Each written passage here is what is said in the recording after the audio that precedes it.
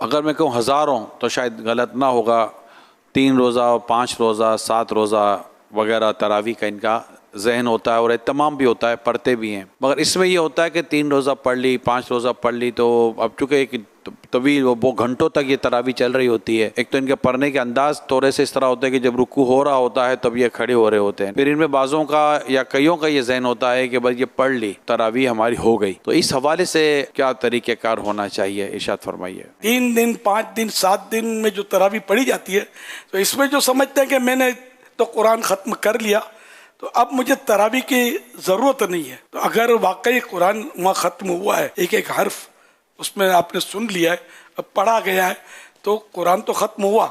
लेकिन यह कि तरावी रोज़ाना सुन्नत है, डेली जितनी भी रमज़ान शरीफ की रातें हैं, और सुन्नत मुक्कदा है, फाइनल सुन्नत, ऐसी सुन्नत के जिसमें आप जिसको बिला वजह तर्क करेंगे तो ये इजाज़त नहीं, इसकी इसाअत, और बार बार तर्क की तो गुनाहगार। इसलिए इसको छोड़ना नहीं है, एक रकात भी कम नहीं करनी, एक रकात होती भी नहीं है, 2 रकात भी नहीं छोड़नी, बराबर तरावी पूरा रमज़ान तरावी पढ़नी है। और इस्लामी भाइयों पर भी और इस्लामी बहनों पर भी, है ना, मर्द और ख़वातीन सब पर ये तरावी जो है ये सुन्नत मुअक्कदा है। रुकू के इंतज़ार में बैठे रहते हैं पहली रकात में, मना इसकी ममानत है। और इसको बहार शरीफ में मुनाफिकीन का तरीका लिखा है, और ये आयत मुबारका भी लिखी है, वइज़ा कामू इलस्सलाति कामू कुसाला, और जब नमाज के लिए उठते हैं तो हारे जी से, मरे मरे दिल से उठते हैं। तो ये मुनाफिकीन इस तरह ज़ाहिर करते होंगे जब ये आयत मुबारका है, तो ये कि जो इस तरह मर मर के उठते हैं ना, इसकी मुमानत है। सब में ये तो आपने इरशाद फरमाया, बहुत अच्छी इस पर वजाहत फरमाई है कि 30 दिन पूरा महीना पढ़नी है। आजकल जो ट्रेंड एक चला हुआ है वो ये है कि घरों के अंदर तरावी होती है, यानी उपवास 5 दिन की, 10 दिन की, 20 दिन की, बल्कि बाज़ इससे भी ज़्यादा की पढ़ाते हैं।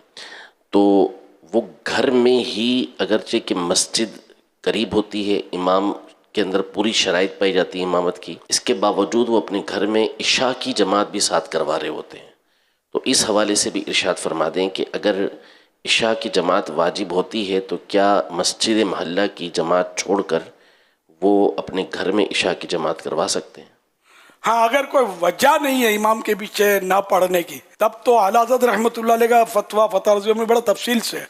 इमाम के पीछे मस्जिद में बा जमात 5 नमाजें पढ़ना ये वाजिब है। तो अब यह कि इशा की नमाज जमात भी है, इमाम भी बिल्कुल दुरुस्त है, कोई रुकावट नहीं है, तो ऐसी सूरत में अगर घर में तरावी पढ़नी है तो पहले सारे के सारे फ़र्ज नमाज मस्जिद में पढ़ लें, और भले अब आकर तरावी घर में जमात से पढ़ें। वित्र जिन्होंने जैसे कुरान पढ़ाया वो भी, या कोई दूसरा इमाम भी अगर वित्र जमात से पढ़ा दे घरों में जो तरावी हुई तो भी सही है।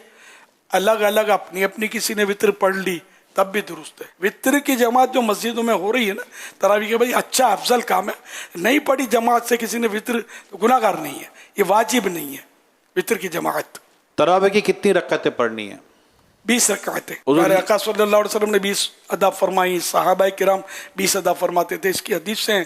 तरावी के ताल्लुक से जुमहूर का मज़हब ये है कि तरावी की 20 रकातें हैं, और यही अहादीस से साबित बैहक़ी ने बसनद सही साहिब बिन यजीद रज़ी अल्लाह अन्हुमा से रिवायत की कि लोग फारूक आज़म रज़ी अल्लाह अन्हु के ज़माने में 20 रकातें पढ़ा करते थे।